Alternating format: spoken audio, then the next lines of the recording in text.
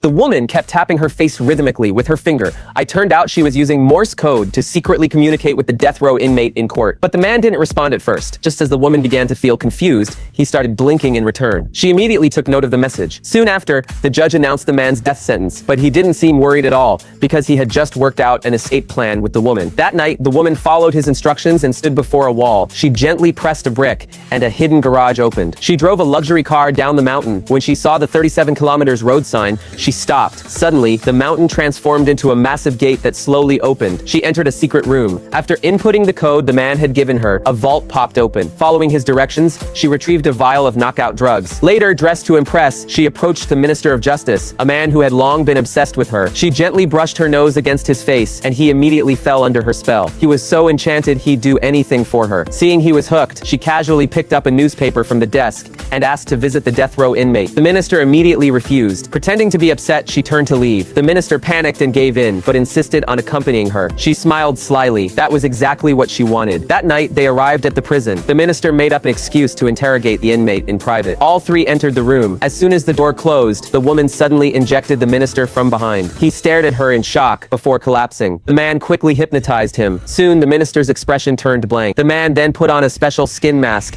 and disguised himself as the minister. The two walked out together and no one noticed anything unusual. Execution day arrived quickly. As the guards cut his collar and led him to the guillotine, he remained completely expressionless. Seeing his strange behavior, the sheriff sensed something was off. He suddenly remembered the skin mask found at the man's house. Alarmed, he rushed forward to stop the execution, but it was too late. The blade had already fallen. When the sheriff examined the body, he was shocked to discover it is the Minister of Justice. Meanwhile, the man had no idea he'd been exposed. He entered the minister's office to look for the vault key. Just as he found it, he noticed the receptionist acting strangely. Realizing he had been discovered, he quickly escaped through the back door. Will this man be caught?